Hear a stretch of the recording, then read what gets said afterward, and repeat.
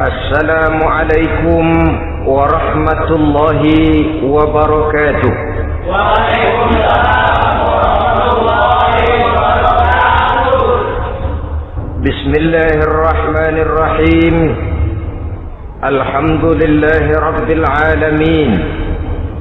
Wa bihi nasta'inu ala umuri dunya waddin. والصلاة والسلام على أشرف الأنبياء والمرسلين سيدنا ومولانا محمد وعلى آله وأصحابه المجاهدين الطاهرين. أما بعد. Saudara-saudara kaum muslimin rahimakumullah, di dalam surah Al-Ankabut ayat 2, Allah subhanahu wa ta'ala memberikan peringatan. Ahasiban nasu ayyutraku ayyakulu amanna wahum la yuftanun. Adakah manusia menyangka bahwa mereka akan dibiarkan saja mengucapkan amanna, dibiarkan saja mengatakan kami beriman kepada Allah, wahum la yuftanun, padahal mereka belum diuji lebih dahulu. Ini berarti apabila seseorang sudah berani mengatakan amanna, kami beriman kepada Allah, maka hendaklah ia bersiap-siap untuk menghadapi ujian. Setelah ujian datang, barulah akan nampak nyata kadar dan kualitas keimanan yang dimiliki oleh seseorang. Timbul pertanyaan, mengapa orang yang beriman yang justru diuji oleh Allah subhanahu wa ta'ala? Logikanya tentu ringan saja, bahwa yang mengikuti ulangan di sekolah tentu adalah anak-anak sekolah. Kalau tidak sekolah, tentu saja tidak perlu ikut ulangan. Makin tinggi kelasnya, makin berat soal ulangan yang diberikan kepadanya. Demikianlah dalam kehidupan beragama. Justru yang beriman, yang mendapat ujian dari Allah subhanahu wa ta'ala, semakin tinggi nilai kualitas keimanannya, akan semakin berat ujian dan cobaan yang diberikan kepadanya. Nabi kita Muhammad sallallahu alaihi wasallam pernah pula memperingatkan. Beliau bersabda, "Inna asyaddal bala'i al-anbiya, thumma al-awliya, thumma al-ulama, thumma al-amsal fal-amsal, ubtuliyan nasu ala hasabi dinih." Sesungguhnya ujian yang paling berat adalah yang telah diberikan Allah kepada para nabi-nabi. Di bawah itu adalah para aulia, kemudian para ulama, bertahap ke bawah dan ke bawah. Diuji setiap orang menurut keteguhan dan kekuatannya berpegang kepada agamanya. Jadi semakin teguh kita berpegang kepada ajaran agama, semakin dekat kita dengan aturan-aturan agama, semakin berat ujian dan cobaan yang datang menimpa kehidupan ini. Maka persoalan inilah yang akan kita bicarakan pada pertemuan kali ini, tentang cobaan-cobaan yang datang menimpa kehidupan kita. Pokok persoalannya adalah surah Al-Baqarah ayat 155. Allah subhanahu wa ta'ala menjelaskan jenis-jenis ujian yang diberikan kepada kita orang-orang yang beriman. Dalam Al-Baqarah 155 itu Allah subhanahu wa ta'ala menjelaskan, وَلَنَبْلُوَنَّكُمْ بِشَيْءٍ مِّنَ الْخَوْفِ وَالْجُوعِ وَنَقْصٍ مِّنَ الْأَمْوَالِ وَالْأَنفُسِ وَالثَّمَرَاتِ وَبَشِّرِ الصَّابِرِينَ الذين إذا أصابتهم مصيبة قالوا إنا لله وإنا إليه راجعون ولنبلونكم بشيء من الخوف. Dan tentu dan pasti, kata Allah, kami akan menguji kamu sekalian, kami akan mencoba kamu sekalian dengan sebagian kecil dari rasa takut, walju', rasa lapar, wa naqsim minal amwal wal anfusi was samarat, kekurangan harta, jiwa dan buah-buahan. Ada 5 macam jenis ujian yang dijelaskan di dalam Al-Baqarah 155 ini. Yang pertama, wala nabluwannakum bisyai'im minal khauf. Kami uji, kami coba kamu dengan sebagian kecil daripada rasa takut.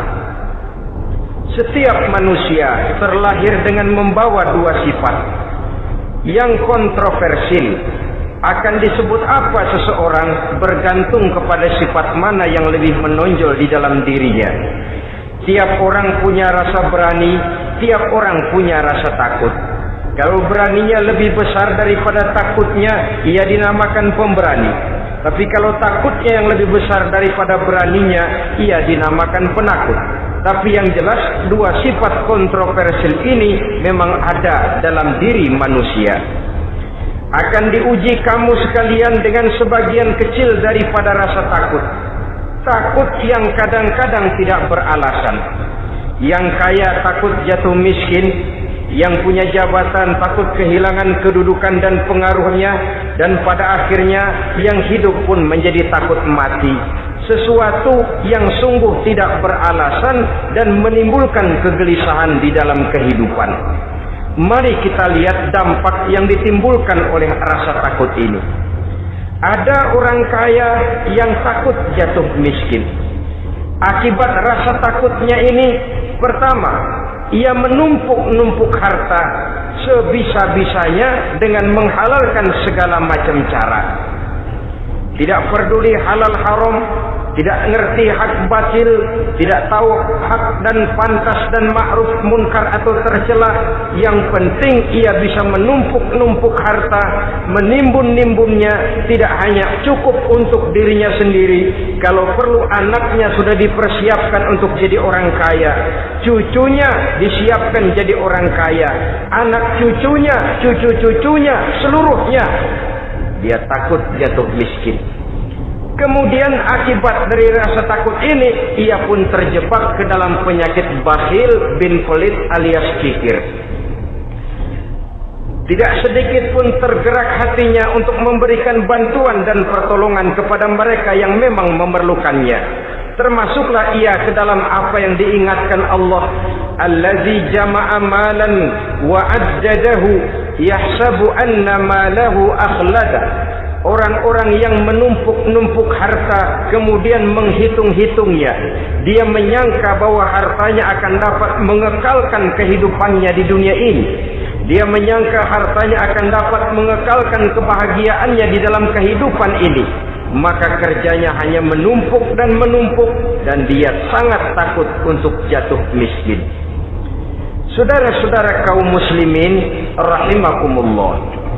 Lalu yang kebetulan punya jabatan takut kehilangan kedudukan dan pengaruhnya, maka ia akan melakukan segala cara dan jalan untuk menjaga keamanan dan ketenangan dari jabatan yang sedang didudukinya. Hilang kesadaran bahwa jabatan adalah amanah. Hilang pengertian bahwa kedudukan adalah alat untuk berbuat baik dan mengabdi kepada sesamanya. Yang ada pikirannya hanyalah bagaimana menjaga kedudukan dan pengaruhnya agar tetap ada dalam dirinya. Segala cara pun dilakukan dan kadang-kadang ia kehilangan kontrolnya. Kemudian pada akhirnya manusia pun dilanda oleh perasaan takut mati. Sungguh sangat tidak beralasan sama sekali. Karena mati adalah kewajiban dari semua yang bernama hidup. Dan Nabi mengingatkan, al-mautu babun fa kullun nasi dakhilu.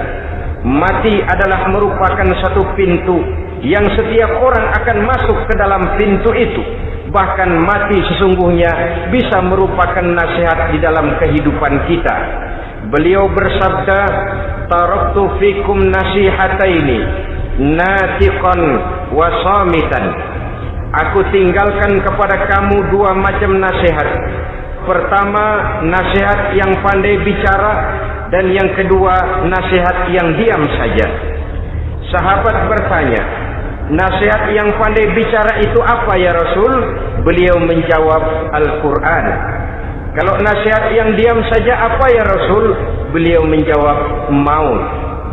Saudara-saudara kaum muslimin rahimakumullah, yang kaya takut miskin, yang punya jabatan takut kehilangan kedudukan dan pengaruhnya, dan pada akhirnya yang hidup pun menjadi takut mati.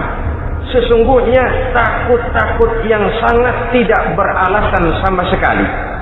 Jika orang kaya takut jatuh miskin, untuk itu kemudian dia menghalalkan segala macam cara untuk menumpuk kekayaan yang tidak akan habis dimakan selama 7 turunan, kemudian diiringi dengan sifat bakhil, sifat tertutup, sifat berpangku tangan melihat kesulitan dan penderitaan orang lain, maka sesungguhnya dia tidak merasa bahwa harta merupakan titipan dari Allah Subhanahu wa taala, bahwa ia merupakan alat dan bukan merupakan tujuan di dalam kehidupan ini.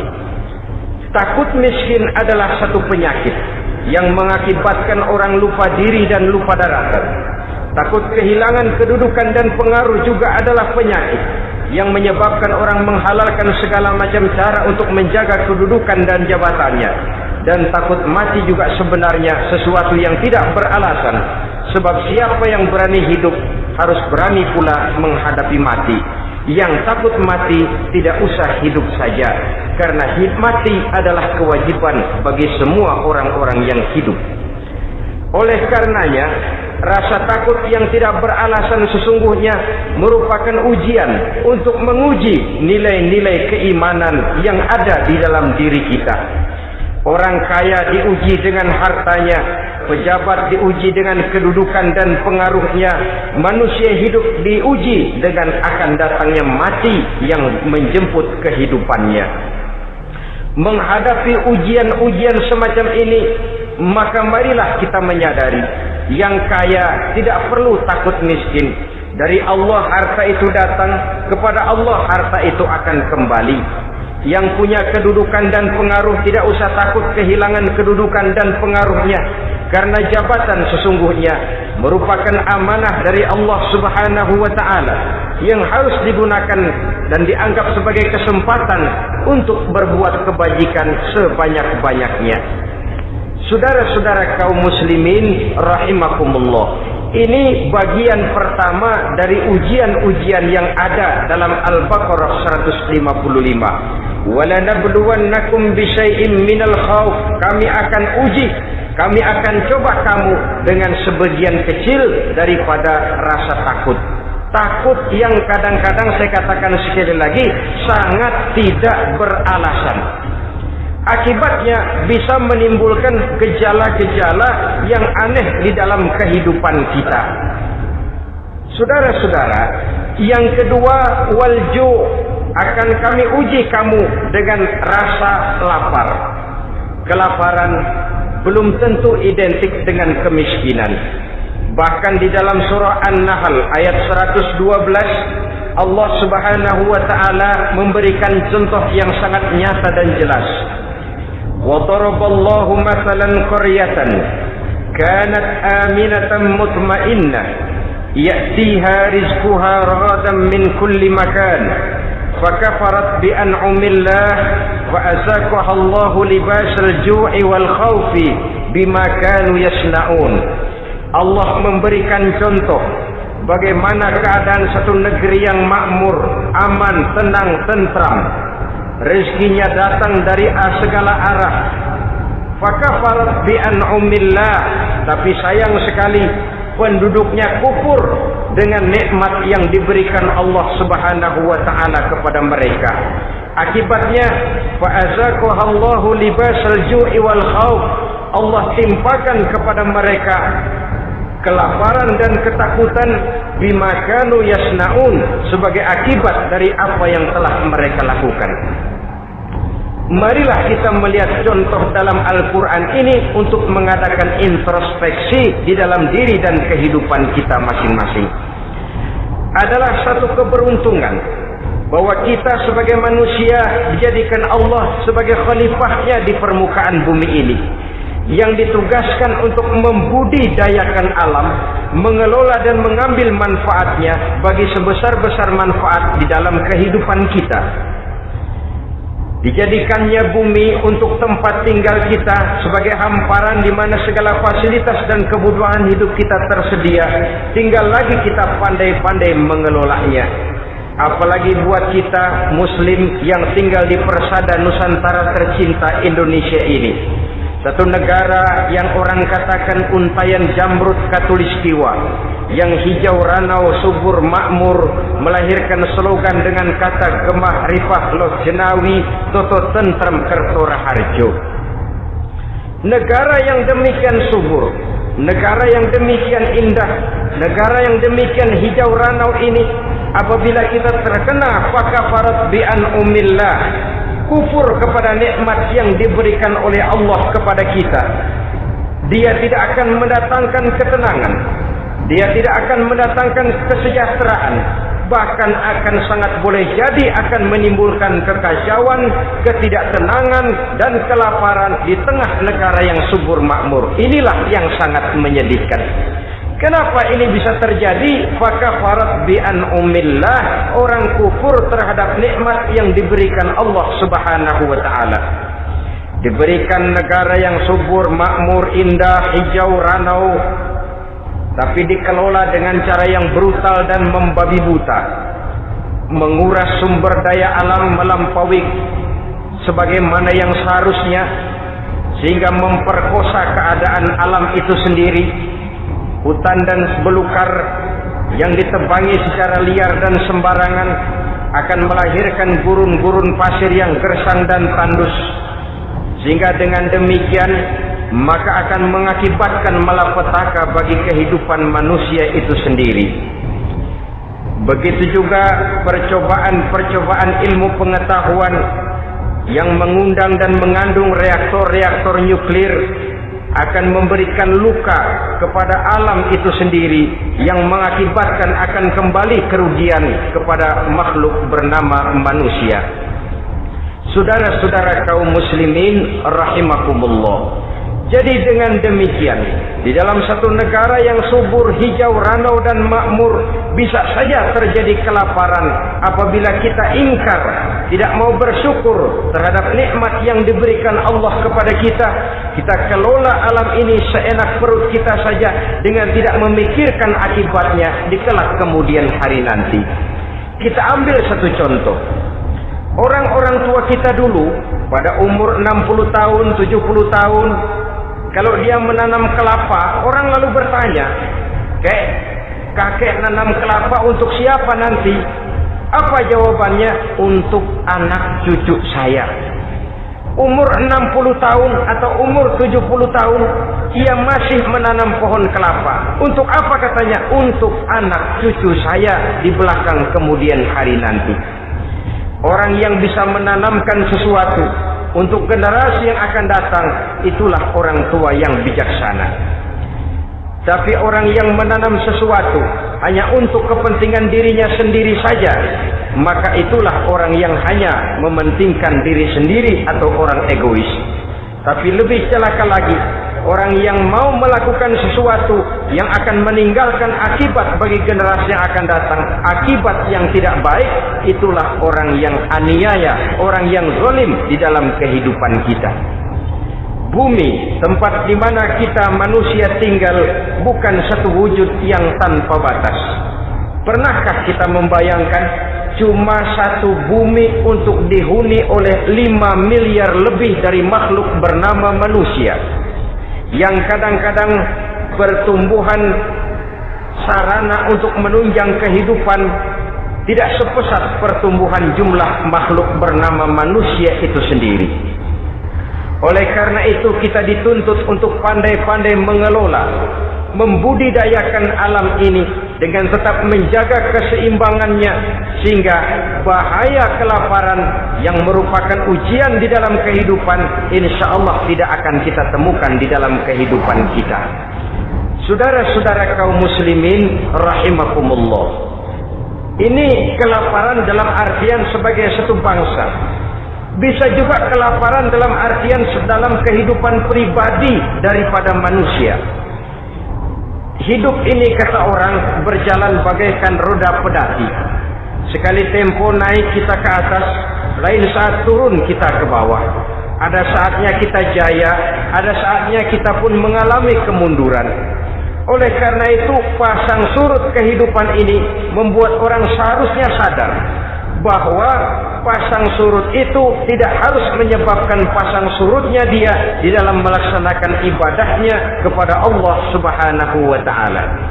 Kelaparan boleh jadi memang merupakan ujian untuk menguji nilai-nilai keimanan seseorang.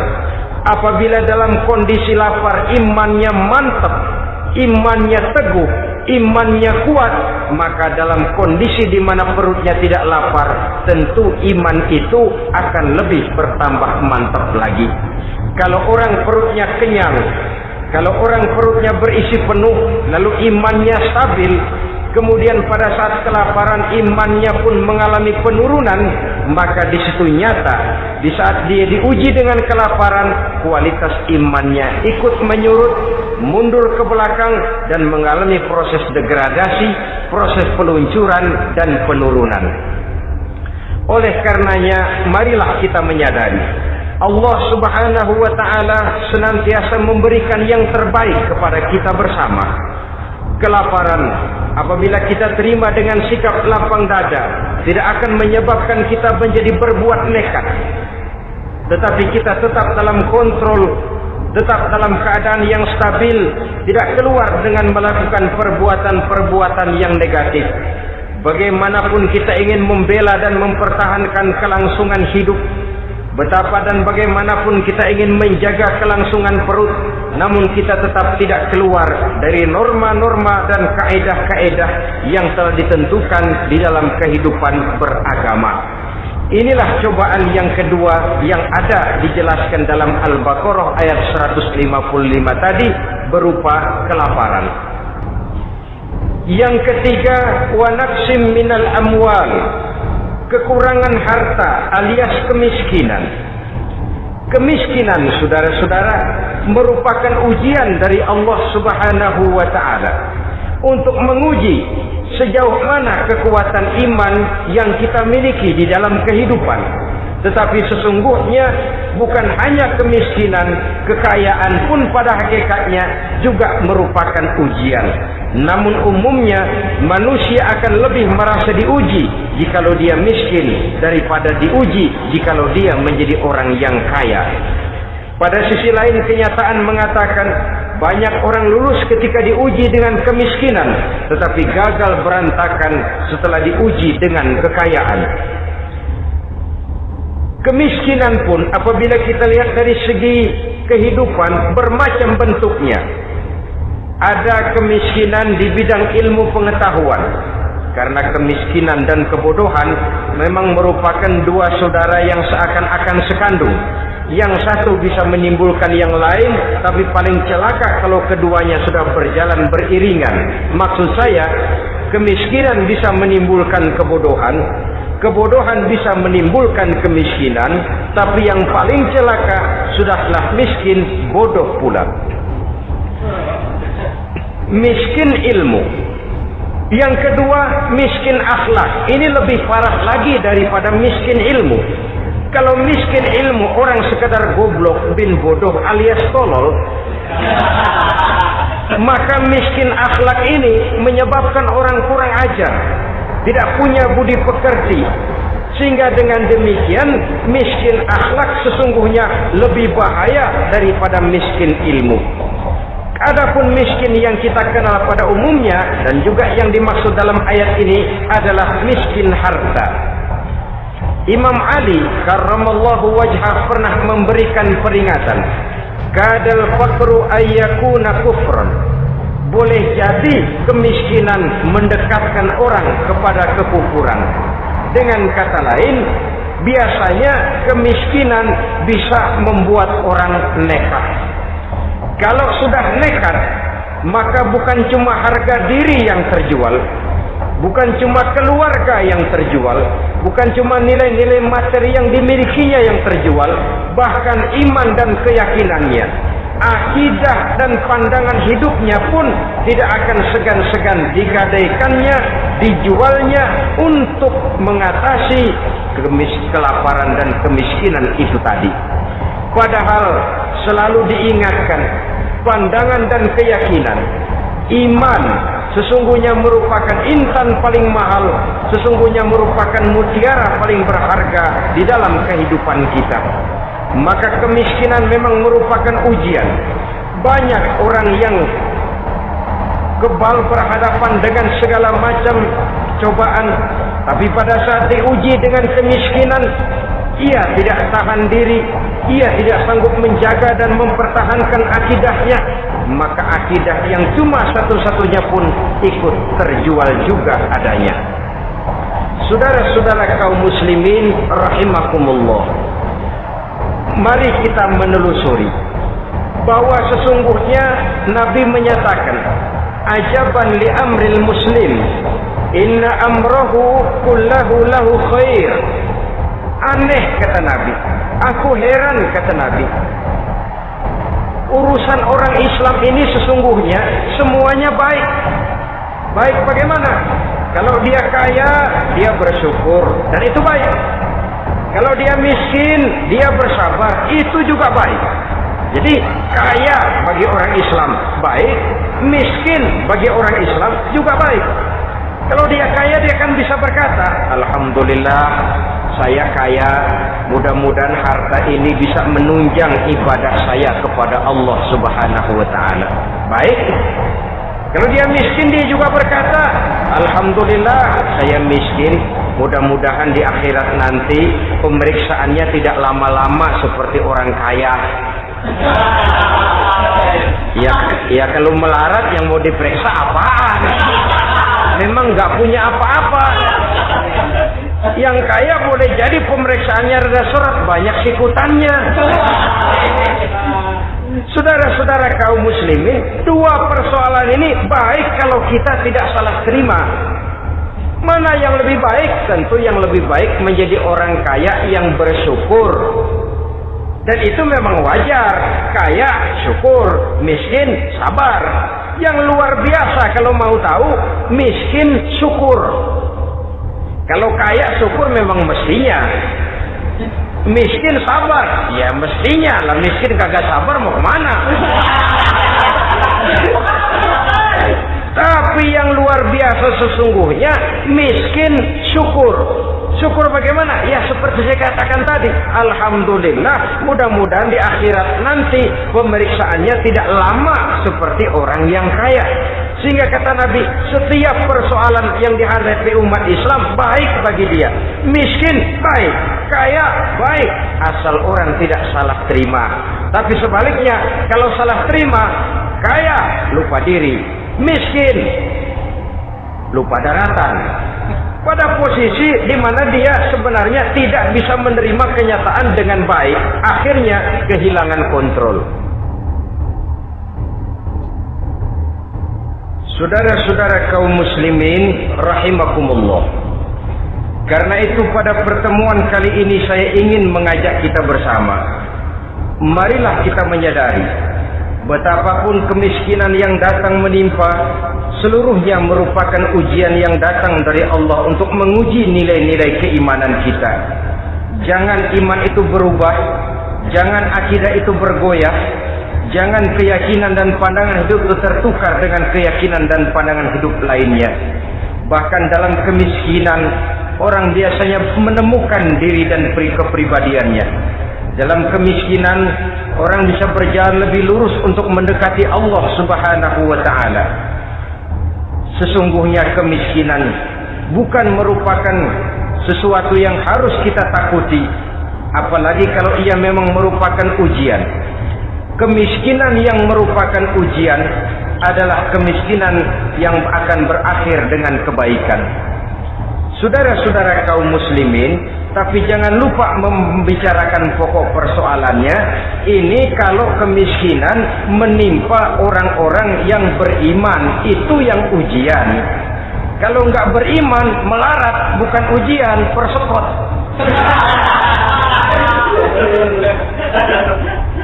Lah orang lalu bertanya, Pak, kalau orang kafir kaya bagaimana? Nah, begini saudara-saudara, dalam agama itu ada yang disebut nikmat, ada yang disebut istidraj. Kalau nikmat itu hanya diberikan kepada hamba-hamba yang beriman. Kalau istidraj itu diberikan kepada siapa saja yang mau berusaha. Tidak soal dia beriman atau tidak, tidak soal dia mau bersujud atau tidak, asal dia berusaha dia dapat. Itu yang dinamakan istidraj.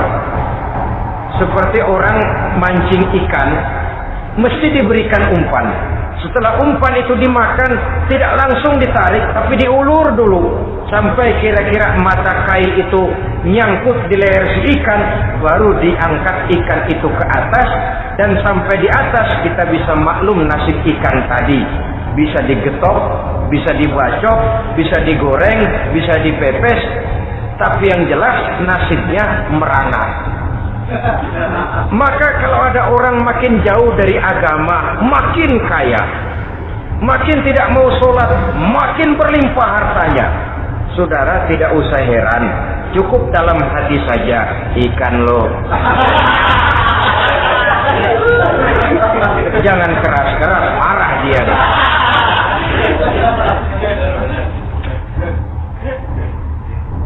Kemiskinan apabila didasari dengan sikap keimanan merupakan ujian untuk menguji kualitas keimanan seseorang. Bahkan satu hadis menyatakan, apabila Allah mencintai seorang hamba, maka diujinya hamba itu karena Allah ingin mendengar liyasma'a tadarru'ahu, ingin mendengar ratapan orang tadi. Sama juga kita, kadang-kadang karena cinta benar kepada anak kita yang mungil, suatu saat kita ingin mendengar dia nangis, kita cubit dia. Bukan karena gemes, bukan karena benci, ingin mendengar nangisnya kok indah begitu. Saudara-saudara kaum muslimin rahimakumullah. Jadi jangan sampai ada pertanyaan, saya kan sembahyang rajin banget, kenapa miskin ya? Apabila sekali lagi didasari dengan sikap keimanan, maka kemiskinan merupakan ujian. Dan tentu anak sekolah itu kalau lagi ujian berat, capek, sakit hati, peras keringat, banting tulang, kepanasan, kehujanan, kenikmatan baru akan dia rasakan pada saat terima rapot pengumuman kenaikan kelas. Di situ kenikmatannya terasa. Demikian menghadapi ujian, kita cuma mengeluh, kenapa ada rasa takut, kenapa kelaparan, kenapa kemiskinan. Di balik semua itu, apabila kita sudah merasakan naik kelas, akan terasalah kenikmatannya. Itu ujian yang ketiga. Yang keempat yang diceritakan dalam Al-Baqarah 155, wal anfus ay wa naqsim minal anfus, kekurangan jiwa atau kematian. Saudara-saudara, yang hidup takut mati, padahal semua makhluk hidup harus berani mati. Bagaimanapun takutnya kita kepada mati, bisakah kita menghindarkan diri dari dia? Bagaimanapun kita tidak ingin bertemu malaikat maut, kemana kita akan lari bila dia datang mengetuk pintu? Bagaimanapun kita ingin menghindar dari pertemuan dengannya, kemana kita akan lari apabila dia sudah datang hendak menjemput nyawa? Karena itu memang ada satu prinsip yang dijelaskan oleh para ulama kita, iskariman au mut syahidan. Mati dan hidup dua hal yang tidak terpisahkan. Oleh karenanya, kalau memang hidup, hiduplah secara mulia. Kalau mati, matilah secara syahid. Hidup mulia atau mati syahid. Jangan terbalik. Hidup sia-sia, mati konyol. Nilai yang tidak ada artinya. Alangkah nikmatnya hidup yang berisi kemuliaan, dan alangkah indahnya mati dalam nilai syahid. Saya ingin menyegarkan ingatan saudara-saudara kepada sikap Nabi Allah Ismail alaihi salam ketika menghadapi keputusan dari Allah Subhanahu wa taala memerintahkan Nabi Ibrahim alaihi salam untuk menyembelih leher anaknya Ismail, yang ini berarti adalah kematian. Ketika datang perintah untuk menyembelih leher Nabi Ismail, Nabi Ibrahim berkata kepada putranya, "Ya bunayya inni ara fil manami anni azbahuka fanzur maza tara." Ananda Ismail, ayah mimpi diperintah oleh Allah untuk menyembelih lehermu. Menurut pendapatmu bagaimana mimpi ini nak? Laksanakan atau tidak usah? Saya tidak sanggup membayangkan. Anak cuma satu-satunya. Sudah lama diharapkan. Si buah hati, belahan jantung, pelanjut cerita, penerus sejarah. Ketika anak ini sedang lucu-lucunya, turun perintah untuk menyembelihnya. Ya, kalau anak kita banyak, turun perintah potong leher anakmu, mungkin kita bisa pilih yang mana yang rada bandelan nih.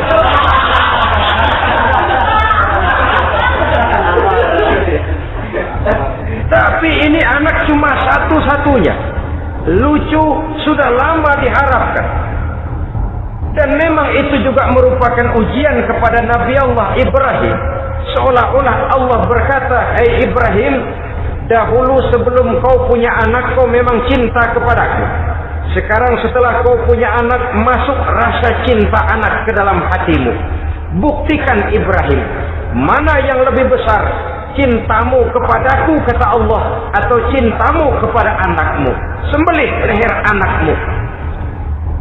Ternyata kemudian sejarah menyatakan Nabi Ibrahim cinta kepada Allah, beliau pun cinta kepada putranya, tapi cintanya kepada Allah lebih besar daripada cintanya kepada putranya. Sehingga ketika turun perintah penyembelihan, itu pun dilaksanakannya, tapi tetap musyawarah dulu. Yakin itu memang perintah Allah, beliau stop mengajak dialog putranya. Ini yang penting dalam kehidupan kita, dialog. Nah, bapak mimpi diperintah Allah untuk menyembelih lehermu. Menurut pendapatmu bagaimana nak? Laksanakan atau tidak? Yakin itu perintah Allah, tapi asas musyawarahnya tidak beliau tinggalkan. Walaupun yakin orang tua berbuat untuk kebaikan anak, alangkah baiknya anak diajak bicara. Sehingga dengan hasil pembicaraan ini nanti kita akan mengerti gejala perkembangan dan kemauan dari jiwa si anak tadi. Saudara-saudara kaum muslimin, apa jawaban Nabi Allah Ismail yang ketika itu masih remaja? Beliau menjawab, "Ya abatif al-ma tu'mar, satajiduni insyaallahu minas sabirin." Bapak, jikalau memang ini memang perintah Allah, laksanakan saja Bapak. Tidak usah ragu. Mudah-mudahan nanti Bapak akan menemukan saya termasuk ke dalam golongan orang-orang yang sabar. Ini pantulan doa Nabi Ibrahim dahulunya ketika meminta seorang keturunan yang merupakan anak yang soleh. Jawaban dari anak yang soleh. Kalau memang ini perintah Allah Bapak, laksanakan saja. Saya insya Allah termasuk ke dalam golongan orang-orang yang sabar. Kalau Allah memerintahkan Bapak untuk menyembelih leher saya, silahkan Pak. Saya ikhlas, saya ridho, saya rela untuk memenuhi perintah Allah Subhanahu wa ta'ala. Ini jawaban anak soleh. Sebab itu sering saya katakan, kalau kita cuma punya anak pintar tidak soleh, mungkin jawabannya nggak begini. Nak, Bapak diperintah motong leher kamu, nak, bagaimana pendapatmu? Mungkin dia jawab, Bapak aja yang tuaan, Pak.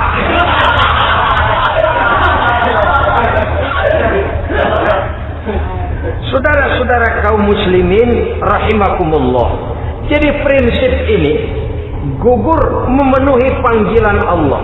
Hidup mulia atau mati dengan syahid. Dua pilihan yang harus dua-duanya bisa kita laksanakan. Iskariman au mut syahidan. Kalau hidup, hiduplah dalam kemuliaan. Kalaupun mati, matilah sebagai syahid. Sebagai orang yang dikenang kebaikan dan kebajikannya. Sebagai orang yang dekat dan banyak berbuat untuk kepentingan agamanya. Jangan tidak tercapai kedua-duanya. Hidup tidak punya nilai, mati pun tidak punya arti. Sia-sia semuanya. Kita masih hidup, orang anggap enggak ada. Dalam istilah tauhid disebut wujuduhu ka'adamihi. Adanya sama dengan tidak adanya. Dia sih ada apa enggak ada sama, gitu-gitu juga. Alangkah ruginya kalau ada kita dianggap sama dengan tidak ada. Apalagi kalau kita sudah tidak ada, ya tidak ada beneran. Iskariman au mutsyahidan. Hiduplah mulia atau matilah sebagai syahid. Saudara-saudara kaum muslimin rahimakumullah, mati sesungguhnya juga merupakan ujian untuk menguji sejauh mana persiapan yang sudah kita lakukan di dalam kehidupan ini untuk menyambut. Dan tidak cuma sekedar untuk menyambut, tapi juga untuk mengarungi kehidupan sesudah kematian itu sendiri. Sebab kematian bukan akhir dari segalanya. Kematian cuma satu pintu di mana kita akan masuk dan akan berjalan kembali menelusuri fase-fase kehidupan yang telah ditentukan oleh Allah Subhanahu wa taala. Saudara-saudara kaum muslimin rahimakumullah, pembicaraan tentang kematian ini pun bisa kita evaluasi. Ada yang takut mati usahanya, ada yang takut mati karirnya, ada yang takut mati rezekinya, ada yang takut mati batinnya, ada yang takut mati jasmaninya, dan lain sebagainya. Seluruh ketakutan kepada kematian itu memang merupakan hal yang wajar. Ada yang takut mati usahanya, ada yang takut mati karirnya, ada yang takut mati rezekinya. Tapi kalau ketakutan itu lalu melahirkan perbuatan-perbuatan negatif yang menimbulkan penyimpangan, itu sudah di luar dari yang seharusnya. Kematian merupakan ujian. Menghadapi segala macam ujian termasuk kematian ini akan kita bicarakan pada bagian penutup nanti. Yang kelima, saudara-saudara, ujian yang dijelaskan dalam Al-Baqarah 155 tadi, wa naqsim minas samarat, kekurangan buah-buahan. Kekurangan buah-buahan bisa berarti paceklik. Ini juga bisa diakibatkan oleh apa yang dijelaskan dalam An-Nahl 112 tadi. Orang kufur kepada nikmat yang diberikan Allah Subhanahu wa taala. Orang jauh dari petunjuk-petunjuk agama, merasa segala persoalan bisa dipecahkan dengan kemampuan otaknya, hilang rasa ketergantungannya kepada Allah Subhanahu wa taala. Maka usahanya bisa berakhir dengan yang tidak diharapkan. Sudah bikin target, tahun ini kita bakal panen raya besar. Tahu-tahu tikus ngamuk. Habis padi digarap oleh tikus, panen bisa gagal. Bahkan beberapa tahun yang lalu kita masih ingat bagaimana ulat-ulat menyerbu pohon-pohon jambu. Ribuan batang pohon jambu, ribuan pohon-pohon jambu itu mati. Lalu jambu-jambu itu tidak bisa lagi dimanfaatkan dalam kehidupan. Tikus yang menyerbu sawah, ulat yang menyerbu pohon-pohon jambu, angin topan, puting beliung, gempa bumi, itu sudah proses-proses di luar kemampuan manusia untuk mendeteksinya. Disinilah manusia harus sadar bahwa setelah ia berusaha dan berusaha sesuai dengan keterikatannya kepada hukum alam, kepada sunnatullah, maka ia harus punya sandaran vertikal kepada Allah Subhanahu wa taala, agar bila usahanya berhasil, dia tidak lupa diri dan lupa daratan. Dan apabila usahanya kemudian ternyata gagal, dia tidak menjadi putus asa, buruk sangka, sempit hati, cuplik pandangan. Cobaan datang dari Allah Subhanahu wa taala berupa kekurangan buah alias paceklik. Saudara-saudara, menghadapi cobaan dan ujian yang saya katakan tadi, 5 macam ini, apa konsepnya, apa jalan keluarnya? Ayat selanjutnya dalam kalimat tadi menjelaskan, wabasyiris sabirin, menghadapi ujian-ujian dalam hidup, baik rasa takut, kelaparan, kemiskinan, kematian, kekurangan harta, kekurangan buah-buahan. Wabasyiris sabirin, gembirakan orang-orang yang sabar. Menghadapi segala macam ujian tadi, gembirakan orang-orang yang sabar. Siapa orang yang sabar itu? Alladzina iza asabathum musibatun qalu inna lillahi wa inna ilaihi raji'un. Yaitu orang-orang yang apabila menghadapi ujian, ditimpa musibah, mereka berkata, sesungguhnya kami berasal dari Allah dan sesungguhnya kepada Allah pula kami akan kembali. Bukan cuma sekedar ucapannya, tapi penghayatannya kepada filsafat yang terkandung di dalam kalimat itu tadi. Maka jadilah dia semacam lipstick, jadilah dia semacam dekorasi. Apabila kita berjanji dan dalam hati kita sudah ada kemungkinan besar kita tidak akan datang, kita tetap menggunakan kata-kata insya Allah. Padahal yang jelas tidak akan mau datang adalah kita. Kita sandarkan dan kita kembalikan itu kepada Allah. Sesungguhnya kami berasal dari Allah. Sesungguhnya kepada Allah juga kami akan kembali. Bukan cuma sekedar ucapannya, tapi juga penghayatan kepada filsafat yang terkandung di dalamnya. Kalau suatu saat kita harus kehilangan harta yang kita miliki, kenapa tidak berpikir inna lillahi wa inna ilaihi raji'un? Bahwa dulu pun ketika lahir ke dunia ini tidak ada harta yang saya bawa. Kalau sekarang harta itu hilang, inna lillahi wa inna ilaihi raji'un. Itu yang saya maksud.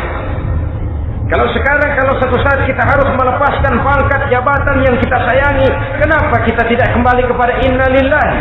Dulu pun ketika waktu lahir ke dunia ini tidak ada pangkat dan jabatan yang saya bawa. Kalau sekarang harus pensiun, inna lillahi wa inna ilaihi raji'un.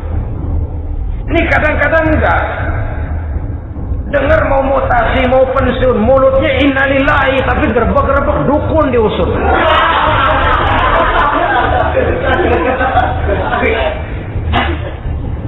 Keluarganya meninggal, mulutnya inna lillahi, tapi nangisnya tetap nggak mau berhenti. Bukan cuma sekedar ucapannya, tetapi penghayatan kepada nilai dan filsafat yang terkandung di dalam kalimat inna lillahi itu. Sesungguhnya segalanya saja berasal dari Allah, segalanya saja akan kembali kepada Allah Subhanahu wa ta'ala.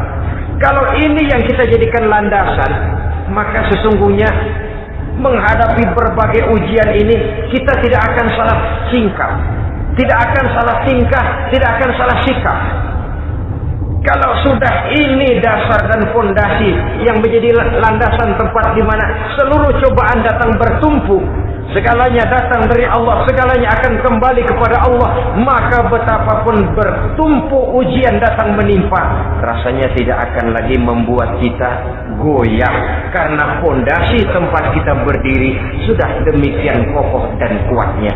Dan fondasi itu inna lillahi wa inna ilaihi raji'un. Segalanya datang dari Allah, segalanya akan kembali kepada Allah Subhanahu wa ta'ala. Keyakinan ini memberikan kelapangan jiwa. Dari kelapangan jiwa maka akan tertuang ketenangan dan ketentraman. Jauh dari stres, jauh dari darah tinggi, jauh dari bingung, jauh dari rasa takut. Segalanya sudah kita kembalikan kepada Allah Subhanahu wa ta'ala. Saudara-saudara kaum muslimin rahimakumullah. Oleh karenanya ini jalan keluar, dan inilah orang yang sabar, yaitu orang yang mengembalikan segala persoalan bahwa segalanya datang dari Allah, segalanya akan kembali kepada Allah. Bukan sabar dalam pengertian kita sehari-hari. Sabar, maaf ya, dalam pengertian kita sehari-hari biasanya orang yang sabar yang gak banyak tingkah, diam, Nggak salah apa-apa, kepala yang dikelepak. Diam aja. Ente nggak salah apa-apa dikelepak, diem ya. Gua lagi sabar, diem loh. Rasanya ini sih, kalau sabar macam ini yang kita punya, boleh jadi kita akan tertindas terus. Sebab itu pada penghujung surah Al-Asr, Allah menggandengkan antara tawasau bil haq dengan tawasau bis sabr. Kebenaran dan kesabaran, dua hal yang memang tidak boleh terpisahkan satu dengan yang lain. Kalau kita benar, kita harus sabar. Kalau kita mau sabar, harus karena benar. Apabila kebenaran satu prinsip, maka kesabaran adalah satu strategi. Prinsip yang tanpa strategi bisa membuat kita tidak akan mencapai tujuan yang kita harapkan. Artinya, kebenaran tanpa kesabaran membuat kita mudah dipatahkan orang, tapi kesabaran tanpa kebenaran akan membuat kita diinjak terus oleh orang lain. Karena itu, kalau yakin kita benar, harus sabar. Kalau mau bersabar, harus karena benar. Dalam hal ini, sifat sabar yang dicontohkan oleh Rasulullah Sallallahu Alaihi Wasallam sungguh memang merupakan jadi panutan. Sepanjang persoalannya adalah persoalan pribadi, sepanjang pribadi beliau yang dihina, sepanjang pribadi beliau yang dicaci maki, beliau biasanya bisa mengendalikan diri.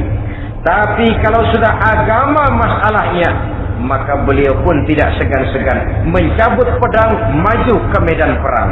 Bukan untuk memaksakan agama dan keyakinan, karena agama dan keyakinan memang tidak bisa dipaksakan, tapi untuk menjaga, membela dan mempertahankan agama dari hinaan, cemoohan dan caci maki orang lain. Yang kita lakukan sebaliknya. Kalau pribadi kita yang dihina, marahnya 17 langit. Tapi kalau sudah agama dicaci maki orang, agama dihina orang, agama diremehkan orang, biarin dah, masih banyak ustaz. Cuma masalah ustaz kah agama itu? Cuma urusan kiai kah agama itu? Tidak. Agama itu urusan setiap pribadi muslim. Ya dia jadi pengusaha, ya dia jadi pejabat, ya dia jadi seniman, ya dia jadi teknokrat, ya dia jadi ekonom, ya dia jadi pakar di berbagai bidang. Agama adalah masalah setiap kita. Kalau pribadi Nabi yang dicaci, pribadi yang dihina dan dicemoohkan orang, beliau mengendalikan diri. Tapi kalau sudah agama taruhannya, beliau tidak segan-segan cabut pedang, maju ke medan perang. Sabar tapi pada tempatnya. Sabar tidak dalam artian diam, ndelohom, ayem-ayem, ngelenggem, menunggu embun yang turun dari langit. Emang lagi lapar, sabar aja. Nggak usah makan, nanti juga waktunya Tuhan kasih kenyang-kenyang. Kalau sabar macam ini yang kita pakai, lapar terus dah. Emang giliran sakit, sabar aja. Nggak usah berobat, nanti juga waktunya baik, sembuh. Mati terus dah.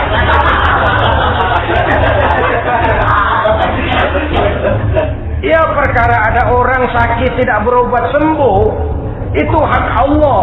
Tapi tidak boleh kita jadikan sandaran, apalagi kalau makom kita dengan Allah masih sedemikian jauhnya. Itu hanya ucapan dari orang-orang yang makom dia dengan Allah itu sudah tidak ada jarak. Permohonannya dipenuhi, kehendaknya dituruti, sebab dia dengan Allah sudah sedemikian dekatnya. Kalau kita masalahnya, yang antara kita dengan Allah ini dilapisi oleh dosa dan kesalahan yang kita kerjakan sendiri, rasanya kita masih harus banyak berbuat sesuai dengan keterikatan kita kepada sunnatullah itu. Orang yang sabar adalah orang yang sadar kepada hakikat dan filsafat yang terkandung di dalam kalimat inna lillahi wa inna ilaihi raji'un. Segalanya datang dari Allah, segalanya pun akan kembali kepada Allah. Harta yang hilang tidak membuat kita gundah, pangkat yang harus kita tanggalkan tidak membuat kita kecil hati, dan tidak akan meninggalkan medan pengabdian.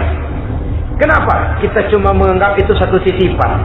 Lain kalau kita anggap itu punya kita, jabatan punya kita. Nah, itu yang kita suka uangkeng. Saudara-saudara kaum muslimin, kesimpulannya, banyak cobaan-cobaan dalam hidup. Yang dibicarakan dalam Al-Baqarah 155 ini sebagian kecil dari rasa takut, kelaparan, kemiskinan, kematian, dan kekurangan buah-buahan. Menghadapi segala macam ujian tadi, kembalilah kita kepada dasar inna lillahi wa inna ilaihi raji'un. Segalanya datang dari Allah, segalanya pun akan kembali kepada Allah. Semoga dengan sikap ini kita akan lapang dada menghadapi ujian, dan akan semakin tangguh iman dan akidah kita menghadapi cobaan yang datang menimpa. Inilah pertemuan pada kali ini, semoga ada manfaatnya. Terima kasih atas segala perhatian, mohon maaf atas segala kekurangan. Usikum wa nafsi bitaqwallah. Wassalamualaikum warahmatullahi wabarakatuh. Waalaikumsalam.